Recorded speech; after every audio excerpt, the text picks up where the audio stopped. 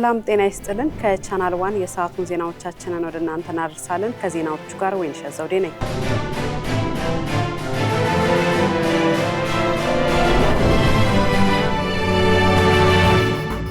ጠቅላይ ሚኒስትር አብይ አህመድ የአህጉሪቱን አንድነትና ነጻነትን ለማረጋገጥ የተወጠነውን ህልም ወደ ተግባርና እድገት ለመቀየር በጋራ መስራት እንደሚገባ ጥሪ ያቀረቡ።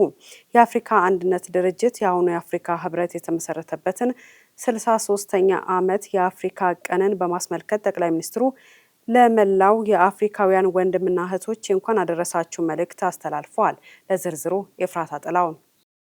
ጠቅላይ ሚኒስትሩ ከ63 ዓመታት በፊት የአፍሪካ መስራች አባቶች በአዲስ አበባ ተሰባስበው ነጻና የተባበረች አፍሪካን ለመፍጠር ያለሙትን ህልም አስታውሰው ይህ የአንድነትና የነጻነት ራዕይ ዛሬም ድረስ በደመቀ ሁኔታ እየበራ እንደሚገኝና የአሁኑ ትውልድም ይህንን ዓላማ ይዞ መቀጠል እንዳለበት ገልጸዋል። ኢትዮጵያ የአፍሪካ ህብረት ኩሩ መዳረሻና መቀመጫ መሆኗን ያነሱት ጠቅላይ ሚኒስትር ዶክተር አብይ አህመድ ሀገሪቱ ከአባቶች በተረከበችው በዚሁ አንድነት መንፈስ ከሁሉም የአፍሪካ ሀገራት ጋር ጎን ለጎን በጽናት እንደምትቆም አረጋግጠዋል። አህጉራዊ ትስስርንና ወንድማማችነትን ለማጠናከር ኢትዮጵያ ያላትን ዝግጁነትን በድጋሚ ገልጸዋል።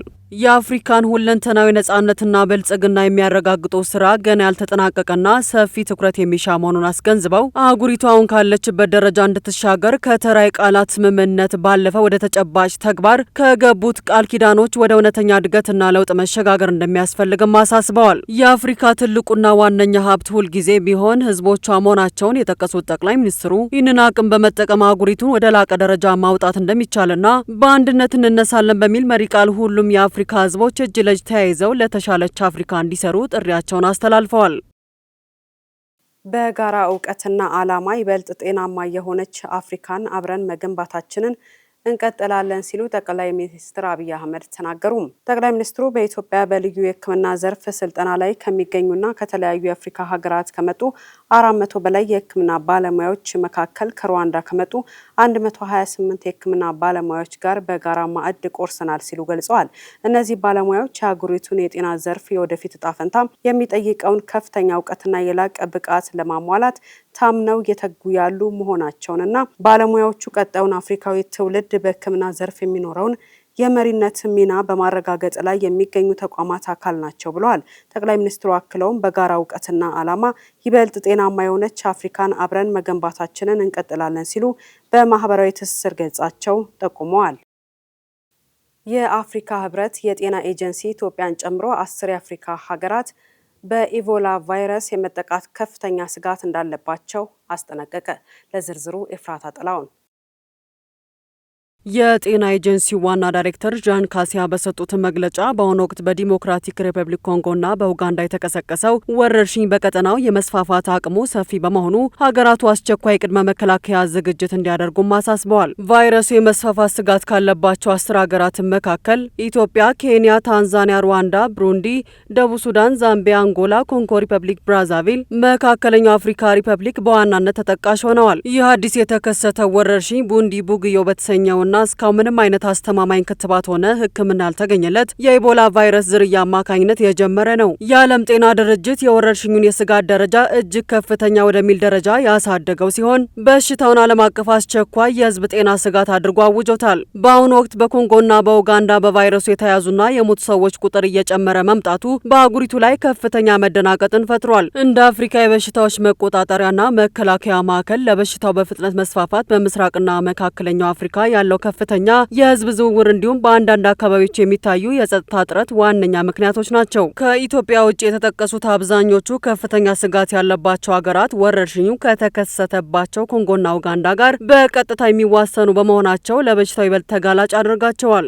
ኢትዮጵያም ከሀገራቱ ጋር ያላት የየብስና የአየር ትራንስፖርት ትስስር ለቫይረሱ ስርጭት እንድትጋለጥ ምክንያት ሊሆን እንደሚችል ተጠቁሟል። በአሁኑ ወቅት አፍሪካ ሲዲሲና የዓለም ጤና ድርጅት ወረርሽኙን ለመግታትና ስጋት ያለባቸው ሀገራት የክትትል ስርዓታቸውን እንዲያጠናክሩ ለማገዝ ከ314 ሚሊዮን ዶላር በላይ አስቸኳይ የገንዘብ ድጋፍ እንደሚፈልጉ አስታውቀዋል። ስጋት የተደቀነባቸው ሀገራት በተለይም በድንበር አካባቢዎች ቀድሞ የመለየትና የታማሚዎችን የክትትል አቅም እንዲያሳድጉ ጥሪ የቀረበ ሲሆን ህብረተሰቡን በሰውነት ፈሳሽና ንክኪ የሚተላለፈውን ይህንን ገዳይ ቫይረስ ለመከላከል አስፈላጊውን ጥንቃቄ እንዲያደርግ እየመከረ ይገኛል። እስካሁን በዲሞክራቲክ ሪፐብሊክ ኮንጎ 204 ሰዎች በበሽታው ሲሞቱ 867 ደግሞ በቫይረሱ ተይዘዋል። በወሊድ ምክንያት የሚከሰቱ የጤና እክሎችንና የፌስቱላ በሽታን ከሀገሪቱ ሙሉ በሙሉ ለማጥፋት የጋራ ርብርብ እንደሚያስፈልግ ተነገረ። ጤናዋ መብቷ ነው፣ ፌስቱላንና በወሊድ ምክንያት የሚደርሱ ጉዳቶችን ለማስቆም በጋራ እንረባረብ በሚል ቃል በዓለም አቀፍ ደረጃ ለ14ኛ በኢትዮጵያ ደግሞ ለ13ኛ ጊዜ የሚከበረው ዓለም አቀፍ የፌስቱላ መከላከያ ቀን በሚል በባህር ዳር ከተማ ተከብሯል። በዕለቱ የተገኙ ከፍተኛ የመንግስት የስራ ኃላፊዎች፣ የጤና ባለሙያዎችና የባለድርሻ አካላት ተወካዮች በወሊድ ምክንያት የሚከሰቱ የጤና እክሎችንና የፌስቱላ በሽታን ከሀገሪቱ ሙሉ በሙሉ ለማጥፋት የጋራ ርብርብ እንደሚያስፈልግ አጽንኦት ሰጥቷል። የእናቶችን ሞትና የአካል ጉዳት ለመቀነስ በትኩረት እየተሰራ መሆኑን የተገለጸ ሲሆን በተለይም በገጠራማው የሀገሪቱ ክፍሎች ያለውን የሕክምና አገልግሎት ተደራሽነት በማሻሻልና እናቶች በጤና ተቋማት እንዲወልዱ በማድረግ ፌስቱላን አስቀድሞ መከላከል እንደሚቻል ተጠቁሟል። የበሽታው ሰለባ የሆኑ እናቶችን በነጻ በማከም ረገድ የተከናወኑ ስኬታማ ተግባራት የተወሱ ሲሆን ታካሚዎችን መልሶ ለማቋቋም እንዲሁም ማህበረሰቡ ስለ ፌስቱላ ያለውን የተሳሳተ ግንዛቤ እንዲቀይር ግንዛቤ መፍጠር ስራው ተጠናክሮ እንደሚቀጥል ተገልጿል። የጤና አገልግሎት ጥራትና ተደራሽነትን ለማረጋገጥ መንግስት እያደረገ ላለው ጥረት የግሉ ዘርፍ ተሳትፎ ሚና ከፍተኛ እንደሆነ ተገለጸ። በአዲስ አበባ ከተማ በ1.5 ቢሊዮን ብር በግል ባለሀብቶች የተገነባው ኒውክለስ አጠቃላይ ሆስፒታል ተመርቆ ለአገልግሎት በቅቷል። ሪፖርተራችን አማሩ ገብሩ ተከታዩን ዘገባ አጠናቅሯል። በአዲስ አበባ ከተማ 1.5 ቢሊዮን ብር ወጪ ተደርጎበት በግል ባለሀብቶች የተገነባው ኒውክለስ አጠቃላይ ሆስፒታል ተመርቆ አገልግሎት መስጠት ጀምሯል። በአንድ ሀገር ውስጥ የሆስፒታሎች መበራከትና በቅርብ ርቀት መገኘታቸው ታካሚው በዚች ወሳኝ ሰዓት ውስጥ ለሕይወቱ የሚያስፈልገውን የመጀመሪያ እርዳታና የጽኑ ሕክምና አገልግሎት እንዲያገኝ ያስችላሉ። በኒውክለስ ጠቅላላ ሆስፒታል ምረቃ ላይ የተገኙት የአዲስ አበባ ከተማ አስተዳደር ምክትል ከንቲባ ጃንጥራር አባይ እንደገለጹት በመዲናዋ የጤናውን ዘርፍ ጥራትና ተደራሽነት ማረጋገጥ የግሉ ዘርፍ አጋርነትና ኢንቨስትመንት ትልቅ አስተዋጽኦ እንዳለው ጠቁመዋል። መንግስት ለዘርፉ በሰጠው ትኩረት በግሉ ዘርፍ እየተከናወኑ ያሉት ተግባራት የተሻለ ሕክምና ለማግኘት ወደ ውጭ የሚደረጉ ጉዞዎችንና የውጭ ምንዛሬ ወጪን እንደሚያስቀሩ በማስገንዘብ የመንግስት ድጋፍ ቀጣይነት ያለው መሆኑንም ገልጸዋል። ይህንን በምንድነው መደገፍ ያለብን ብለን ደግሞ ለጤናው ዘርፍ በተለይ ትልልቅ ከፍተኛ ካሪየር ያላቸውና ከፍተኛ የሆነ ሰብስፔሻሊቲ ሊሰሩ የሚችሉ ሕክምና ማዕከላት እንዲኖሩን የመሬት አቅርቦታችን የመሰረተ ልማት አቅርቦታችን በዚያው ልክ እንዲሻሻል የማድረግ ስራ እየተሰራ ነው ያለው። ይሄ መከላከል ብቻ ሳይሆን ማከምንም ፖሊሲያችን ሪቫይዝ ተደርጎ ተከልሶ ከመከላከል ወደ ሕክምናም ጭምር ሁለቱንም ኢንቴግሬትድ በሆነ መንገድ እንዲፈጸም የማድረግ ስራ እየተሰራ ነው ያለው። የኒውክለስ አጠቃላይ ሆስፒታል ሜዲካል ዳይሬክተር ዶክተር ፍሬሁን አየለ ለቻናል 1 ቴሌቪዥን እንደተናገሩት ዓላማችን አዲስ አበባ ከተማን በጤናው ዘርፍ በአፍሪካ ካርታ ላይ ቀዳሚ ማድረግ ነው ብለዋል። ሆስፒታሉ ዘመናዊ የሕክምና መሳሪያዎችንና ቴክኖሎጂዎችን በማስገባት ከፍተኛ ጥራት ያለው አገልግሎት እንደሚሰጥና በመቶዎች ለሚቆጠሩ ሰራተኞች የሥራ ዕድል እንደሚፈጥር በመግለጽ ከተለያዩ ተቋማት ጋር እንደሚሰራ ማብራርተዋል። እንግዲህ እንደ ፒላር ያስቀመጥናቸው የሆስፒታላችን መሰረታዊ ነገሮች ኤክሰለንስ እና ኮምፓሽን ኬር ዋናዎቹ ሲሆኑ ሌሎች 5 ደግሞ ፈንዳሜንታል መሰረታዊ ብለን እናስባቸው ነገሮች አሉ። ከነዚያ ውስጥ አንደኛው ኮላቦሬሽን ነው። ይህንን ሆስፒታል ስናቋቁም ወደ ከ5-10 ሚሊዮን በሚገመት በአዲስ አበባ ከተማ ለኮምፒቲሽን የከፈትነው ሆስፒታል አይደለም።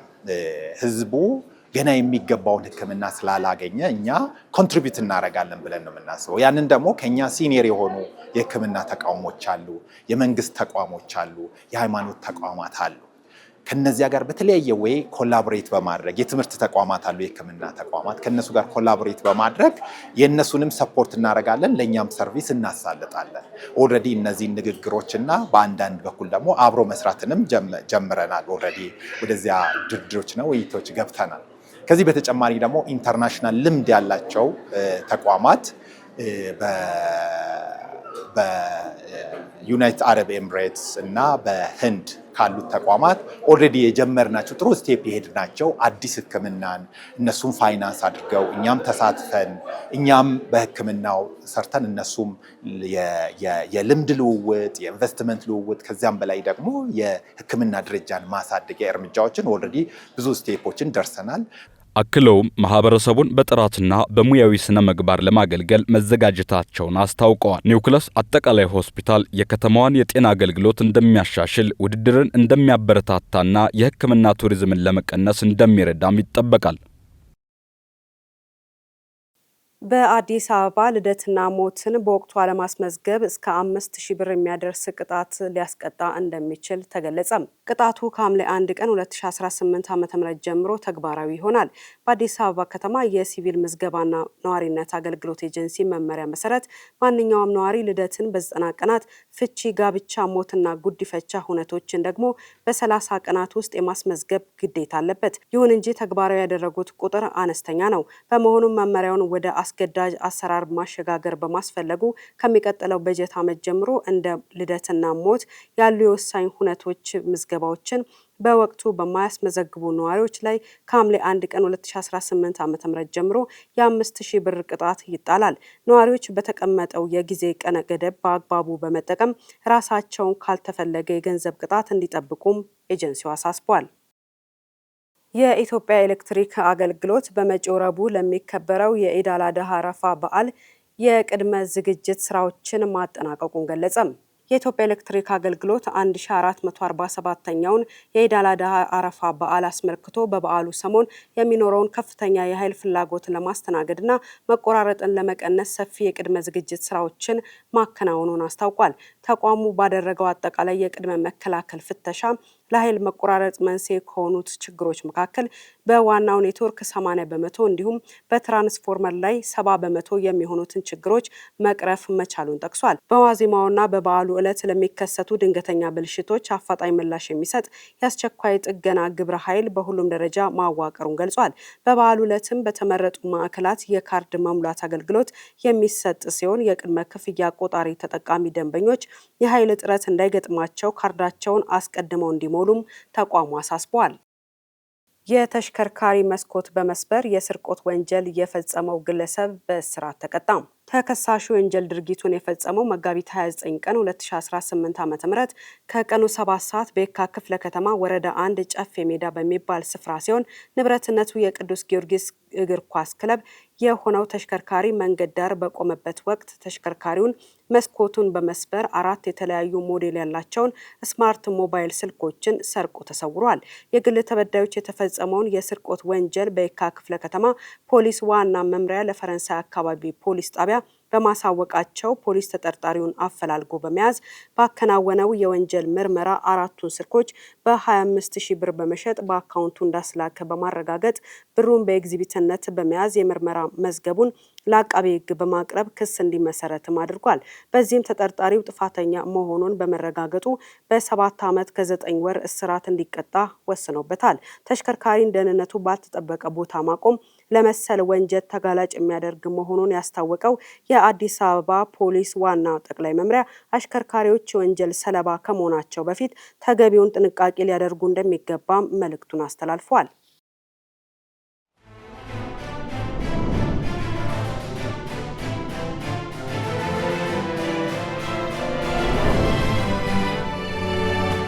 ከቻናል ዋን ዜናዎቻችን እንደቀጠሉ ነው። አሁን ደግሞ ከውጭ ምንጭ ወዳገኘናቸው መረጃዎቻችን እናልፋለን። ፕሬዚዳንት ዶናልድ ትራምፕ አሜሪካና ኢራን ጦርነቱን ለመቋጨት የሚያደርጉት ድርድር ወደ ማጠናቀቂያው እንደተቃረበ መነገሩን ተከትሎ ተደራዳሪዎቻቸው ከኢራን ጋር ተጣድፈው ወደ ስምምነት እንዳይገቡ አዘዙ። ለዝርዝሩ ጸጋኔ ተሰማ። በሁለቱ ሀገራት ንግግር እየተደረገበት ያለው የስምምነት እቅድ ከያዛቸው ነጥቦች መካከል የተኩስ አቁሙን ለ60 ቀናት ማራዘም፣ የሆርሙዝ ወሽመጥን በድጋሚ መክፈት እንዲሁም የኢራንን የኒውክሌር ፕሮግራም በተመለከተ ተጨማሪ ድርድር ማካሄድ የሚሉት ይገኙበታል። የአሜሪካው ፕሬዝዳንት ዶናልድ ትራምፕ ማህበራዊ ሚዲያ ገጻቸው ላይ ባሰፈሩት ጽሁፍ ንግግሩ ገንቢ በሆነ ሁኔታ እየተካሄደ መሆኑን ቢገልጹም አክለው ግን ሁለቱም ወገኖች ጊዜያቸውን መውሰድና በትክክል ማከናወን አለባቸው ብለዋል። ፕሬዝዳንቱ ቅዳሜ ዕለት ስምምነቱ በአብዛኛው ድርድር እንደተደረገበት በመናገራቸው ስምምነት ይፋ መደረጉ አይቀሬ ነው የሚል ግምት ፈጥሮ ነበር። የኢራን ባለስልጣናትም ተመሳሳይ ሀሳብ አመልክተው ነበር። የሀገሪቱ የውጭ ጉዳይ ሚኒስቴር ቃል አቀባይ እስማኤል ባጋይ ሁለቱ ወገኖች ስምምነት ላይ ለመድረስ እጅግ ቅርብና እጅግ ሩቅ ናቸው ብለው ነበር። የአሜሪካ መገናኛ ብዙኃን እንደዘገበው ከሆነ ድርድር የሚካሄድበት እቅድ የመጨረሻው ስምምነት አይደለም። ይልቁንም ሁለቱ ሀገራት ከተወሰኑ አጨቃጫቂ ጉዳዮች በኋላ ድርድር እንዲካሄድባቸው እንደሚፈቀድ ዘግበዋል።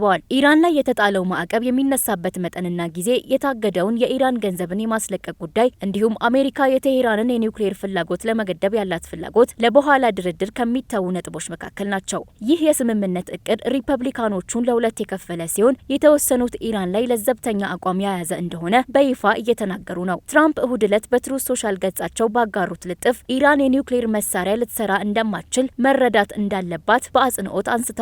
ቴሄራን የኒውክሌር ፕሮግራሟ ለሰላማዊ ዓላማ እንደሚውል በተደጋጋሚ ስትገልጽ ቆይታለች። አንዳንድ የአሜሪካ መገናኛ ብዙኃን ከኢራን ጋር በሚደረሰው ስምምነት አማካኝነት ኢራን የበለጸገ ዩራኒየሟን አሳልፋ እንደምትሰጥ ዘግበዋል። የኢራን ፕሬዝዳንት ማሱድ ፔዜሽኪያን ለአገሪቱ ቴሌቪዥን በሰጡት ቃለ መጠይቅ ቴሄራን ፍላጎቷ የኒውክሌር መሳሪያ እንዳልሆነ ለዓለም ለማረጋገጥ ዝግጁ እንደሆነች ተናግረዋል። የአሜሪካ የውጭ ጉዳይ ሚኒስትር ማርኮ ሩቢዮ በበኩላቸው በድርድሩ ጉልህ መሻሻል ቢታይም ሂደቱ የመጨረሻ ደረጃ ላይ እንዳልደረሰ ገልጸዋል። በአሜሪካና በኢራን መካከል ሊደረግ የነበረው የሰላም ስምምነት ፊርማ ተራዘመ። ኢራን ያልተሟሉ ሁኔታዎች አሉ ብላለች። በህንድ ጉብኝት በማድረግ ላይ የነበሩት የአሜሪካው የውጭ ጉዳይ ሚኒስትር ማርኮ ሩቢዮ አሜሪካና ኢራን በመካከለኛው ምስራቅ ያለውን ጦርነት በይፋ ለማስቆም የሚያስችላቸውን ስምምነት ሊፈራረሙ እንደሚችሉ ተናግረው ነበር። በወቅቱ በሰጡት መግለጫ በቀጣዮቹ ጥቂት ሰዓታት ውስጥ ዓለም መልካም ዜና የመስማት እድል ይኖረዋል ብዬ አስባለሁ ሲሉም ተናግረው ነበር። ነገር ግን ሲጠበቅ የነበረው የሰላም ስምምነት ሊፈረም አለመቻሉን ዘጋርዲያን ዘግቧል። የኢራን መንፈሳዊ መሪ አያቶላ ሙጅተባ ኻሜኒ የስምምነቱን አጠቃላይ ማዕቀፍ ቢያጸድቁም የሆርሙዝ ሰርጥ ቁጥጥርና የቅድመ ሁኔታዎች መደራረብ ሁኔታዎችን አዘግይቷል። የአሜሪካው ፕሬዝዳንት ዶናልድ ትራምፕ ተደራዳሪዎቻቸው ስምምነቱን ለማጠናቀቅ እንዳይቸኩሉ ያዘዙ ሲሆን የባህር ኃይል እገዳው ስምምነት ላይ እስኪደርስ ድረስ እንደሚቀጥል አስታውቋል። በሌላ በኩል የኢራን ባለስልጣናት ዋሽንግተን የስምምነቱን አንዳንድ አንቀጾች እየገደበች ነው ሲሉ ከሰዋል። ይህ በእንዲህ እንዳለ ስምምነቱ ከተፈረመ በውጭ የታገደ 25 ቢሊዮን ዶላር የኢራን ሀብት እንደሚለቀቅና የ60 ቀናት የተኩስ አቁም እንደሚታወጅ ተጠቁሟል። የሚቀጥለው የውይይት መድረክ ለሰኔ 5 ተቀጥሯል። በሌላ በኩል የእስራኤሉ ጠቅላይ ሚኒስትር ቢንያሚን ኔታንያሁ በበኩላቸው ከኢራን ጋር የሚደረግ ማንኛውም ስምምነት የኒውክሌር ስጋት ሙሉ በሙሉ ማስቆም እንዳለበት ከፕሬዝዳንት ዶናልድ ትራምፕ ጋር መስማማታቸውን አስታውቀዋል። የዩክሬኑ መሪ የአውሮፓ ህብረትን የምንቀላቀልበት ሂደት ለመጀመር ጊዜው ደርሷል አሉ። የቀድሞ የሃንጋሪ መሪ በተደጋጋሚ ድምጻችንን ሲያፍኑ ቆይተዋል ሲሉም ወቅሰዋል። ለዝርዝሩ ጸጋኔ ተሰማ። የዩክሬኑ ፕሬዝዳንት ቮሎዲሚር ዘለንስኪ ለአውሮፓ ህብረት መሪዎች በላኩት ደብዳቤ አሁን ዩክሬን የህብረቱን ሙሉ አባልነት ሂደት መጀመር ያለባት ጊዜ ላይ ትገኛለች ሲሉ ገልጸዋል። ከዚህ ቀደም በተደጋጋሚ ሲነሳ የቆየው ተያያዥ አባልነት የሚለው ሀሳብ ፍትሐዊ አይደለም ሲሉ የተቹት ዘለንስኪ ተያያዥ አባልነት ዩክሬንን ድምጽ አልባ አድርጎ ያስቀራል፣ ምክንያቱም የድምጽ መስጫ መብት አታገኝም፣ በዚህም የራሷን ጥቅም እንዳታስጠብቅ ትሆናለች ሲሉ መግለጻቸውን ሮይተርስ ዘግቧል። ዘለንስኪ ይህንን ደብዳቤ የላኩት የሃንጋሪ የቀድሞ ጠቅላይ ሚኒስትር ቪክቶር ኦርባን ከስልጣን መውረዳቸውን ተከትሎ ነው ያለው ሮይተርስ። ከሩሲያ ጋር የቅርብ ግንኙነት ያላቸው ኦርባን ሀገራቸው በህብረቱ ያላትን ድምጽን በድምጽ የመሻር ስልጣን በመጠቀም ዩክሬንን የአባልነት ጥያቄ በተደጋጋሚ ሲያግዱ እንደቆዩም አስታውሷል። ለዚህ የዘለንስኪ ደብዳቤ ከህብረቱ እስካሁን የተሰጠ ምላሽ እንደሌለ ታውቋል። ይህ በእንዲህ ሳለ የሩሲያ ዩክሬን ጦርነት ባለፉት ሳምንታት እጅጉን ተካሮ ሰንብቷል። ዩክሬን በሩሲያ ሉሃንስክ ግዛት በሚገኝ የአንድ ኮሌጅ የተማሪዎች መኝታ ክፍል ላይ በፈጸመችው የድሮን ጥቃትም የ21 ሰዎች ህይወት አልፏል። ሩሲያ ለዚህ ጥቃት አጸፋ በኪየቭና አካባቢዋ መጠነ ሰፊ የድሮንና የሚሳኤል ጥቃት መፈጸሟን ስፑትኒክ ዘግቧል። በዚህ ጥቃት የኒውክሌር ፈንጂዎችን የመሸከም አቅም አለው የሚባልለትን ኦሬሽኒክ ባለስቲክ ሚሳኤል የተጠቀመች ሲሆን የዩክሬን ወታደራዊ እዝ ማዕከላት፣ የአየር ማረፊያዎችና ወታደራዊ የኢንዱስትሪ ተቋማትን ኢላማዋ አድርጋለች። በጥቃቱ እስካሁን የ4 ሰዎች ህይወት ማለፉና ከ83 ያላነሱ ሌሎች መቁሰላቸው ታውቋል። የዩክሬን አየር ኃይል እንደገለጸው ሩሲያ በዚህ ጥቃት 600 የጥቃት ድሮኖችንና 90 ሚሳኤል ሚሳኤሎችን የተጠቀመች ሲሆን የዩክሬን የአየር መከላከያ ስርዓት 549 ድሮኖችንና 55 ሚሳኤሎችን ማክሸፍ ችሏል። የጀርመኑ ቻንስለር ፍሬድሪክ ሜርዝ ዩክሬን የህብረቱ አባል እስክትሆን ድረስ ድምጽ አልባ የአውሮፓ ህብረት አባል ትሁን ማለታቸው ይታወሳል።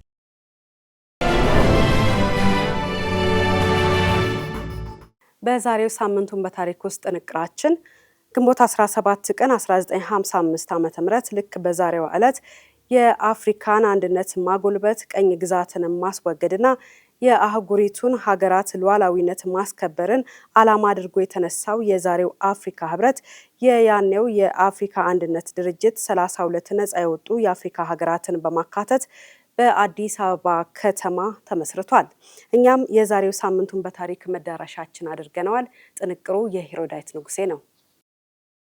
የዛሬው ሳምንቱን በታሪክ የቀድሞ የአፍሪካ አንድነት ድርጅት የአሁኑ የአፍሪካ ህብረት የተመሰረተበትን ሁነት ሊያስቃኘን 63 ዓመታትን ወደ ኋላ ተጉዟል። ድርጅቱ ሲመሰረት በወቅቱ በቀኝ ግዛት ስር የነበሩ የአፍሪካ ሀገራትን ነጻ ማውጣት እንዲሁም የአህጉሪቱን ሉዓላዊነት ማስጠበቅን ዓላማ አድርጎ የተነሳ ነበር። ለድርጅቱ መመስረት ደግሞ 32 የአፍሪካ ሀገራት ለአንድነታቸው ተፈራርመዋል። የአባል ሀገራቱ የመጀመሪያ ስብሰባ በኢትዮጵያ አዲስ አበባ ግንቦት 17 ቀን 1955 ዓ.ም ልክ በዛሬው ዕለት ሊካሄድ የቻለ ሲሆን ቀዳማዊ ኃይለ ሥላሴ የህብረቱ የመጀመሪያው ሊቀመንበር በመሆን አገልግለዋል። የጋናው kwame nkrumah፣ የታንዛኒያው ጁሊየስ ኔሬሬ ደግሞ ለህብረቱ መመስረት ጉልህ ሚና ከተጫወቱ የፓን አፍሪካኒዝም አቀንቃኝ መሪዎች መካከል በዋናነት ይጠቀሳሉ። የአፍሪካ አንድነት ድርጅት ከተመሰረተ ወዲህ በሞሮኮና አልጄሪያ፣ በሶማሊያና ኬንያ መካከል የተነሱ ድንበር ተኮር ግጭቶችን ጨምሮ የሚፈጠሩ ውዝግቦችን የማሸማገል ስራዎችን ሲሰራ ቆይቷል። በደቡብ አፍሪካ በነበረው የአፓርታይድ ስርዓት ላይም ዓለም አቀፍ ጫና እንዲደረግ ትልቅ ሚና ተጫውቷል። ከጊዜ በኋላ ግን ድርጅቱ የውስጥ ግጭቶችንና የኢኮኖሚ ችግሮችን በበቂ ሁኔታ መፍታት አልቻለም የሚል ትችት በሊቢያው መሪ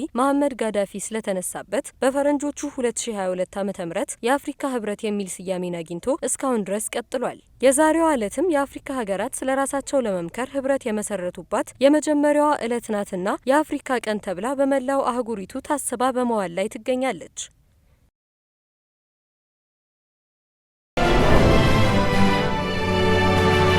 በመጨረሻም ቢዝነስ። በዱባይ በተለያዩ የንግድ ስራዎች የተሰማሩ ኢትዮጵያውያን ባለሀብቶች ቁጥር ከ1500 በላይ ደረሰም። የዱባይ ንግድ ምክር ቤት ከአዲስ አበባ ንግድ ዘርፍ ማህበራት ምክር ቤት ጋር በጋራ በመሆን የዱባይ ኢትዮጵያ ቢዝነስ ትብብር ፎረም አዘጋጅተው ነበር። ለዚህና ለሌሎች የቢዝነስ መረጃዎቻችን መሀሌት ደመላሽ። የዱባይ ንግድና ዘርፍ ምክር ቤት ከአዲስ አበባ ንግድና ዘርፍ ማህበራት ምክር ቤት ጋር በጋራ በመሆን የዱባይ ኢትዮጵያ ቢዝነስ ትብብር ፎረም አዘጋጅተው ነበር። በመድረኩ ኢትዮጵያ ያላትን አቅምና ስትራቴጂካዊ አቀማመጥ በቀጠናው የንግድ ስራ ማስፋፋት ለሚፈልጉ ኩባንያዎች መዳረሻ እንደሚያደርጋት የገለጹት የዱባይ ንግድ ምክር ቤት ፕሬዝዳንትና ዋና ስራ አስፈጻሚ መሐመድ አሊ ረሺድ በዱባይ የንግድ እንቅስቃሴዎች ኢትዮጵያውያን ባለሀብቶች ያላቸው ቁጥር ከፍተኛ መሆኑን ተናግረዋል። እንደ አውሮፓውያን አቆጣጠር እስከ መጋቢት ወር 2025 ድረስ 1676 የኢትዮጵያ ኩባንያዎች የዱባይ ንግድ ምክር ቤት አባል መሆናቸውንና በሪል ስቴት፣ በሎጂስቲክስና በንግድ ዘርፎች መሰማራታቸውን ገልጸዋል። ከነዳጅ ንግድ ውጪ በሁለቱ ሀገሮች መካከል ያለው የንግድ ልውውጥ እንደ አውሮፓውያን አቆጣጠር በ2013 ከነበረበት $454 ሚሊዮን ባለፈው ዓመት ወደ $6.1 ቢሊዮን ማደጉን አስረድተዋል። በዱባይ የሚገኙ ኢትዮጵያውያን ኢንቨስተሮች ቁጥር በከፍተኛ ሁኔታ የጨመረው እንደ አውሮፓውያን አቆጣጠር ከ2015 እስከ 2025 ባሉት ዓመታት ውስጥ መሆኑን ተመላክቷል። መረጃው የሪፖርተር ነው።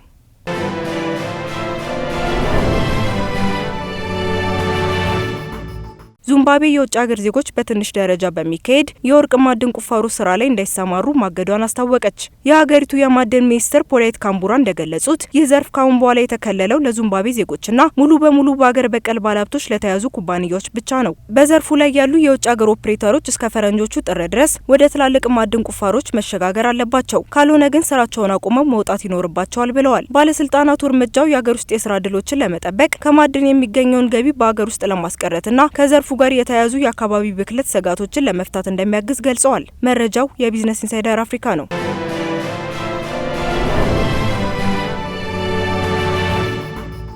በህንድ የሀገር ውስጥ የኢኮኖሚ እድገት በመቀዛቀዙ ምክንያት የሀገሪቱ ቢሊዮነሮች በውጭ ሀገራት የሚገኙ ኩባንያዎችን በስፋት በመግዛት ላይ መሆናቸው ተገለጸ። በህንድ የሀገር ውስጥ የኢኮኖሚ እድገት በፍጥነት መቀነሱ የሀገር ውስጥ ባለሀብቶች ፊታቸውን ወደ ውጭ ገበያ እንዲያዞሩ እያስገደዳቸው ነው ተብሏል። የቅርብ ጊዜ መረጃዎች እንደሚያሳዩት በህንድ ውስጥ ያለው የንግድ እንቅስቃሴ መቀዛቀዝን አሳይቷል። ይህን ተከትሎም በርካታ ህንዳውያን ቢሊዮነሮች በሌሎች ሀገራት የሚገኙ ትልልቅ ኩባንያዎችን በከፍተኛ መዋለ ንዋይ በመግዛት ላይ ይገኛሉ። ይህ የካፒታል ሽግግር ባለሀብቶቹ በሀገር ውስጥ ሊገጥማቸው የሚችለውን የገበያ አደጋ ለመቀነስና አዳዲስ ዓለም አቀፍ እድሎችን ለመጠቀም ያለመ መሆኑን የኢኮኖሚ ባለሙያዎች እየገለጹ ነው። መረጃው የቢቢሲ ነው። ከቻናል ዋን ወደ እናንተ ሲደርሱ የነበሩት ዜናዎቻችን ተጠናቋል። ወይንሸት ዘውዴ ዜናውን እየመራው አብሬያችሁ ቆይታ አድርጋለሁ። ጤና ይስጥልኝ።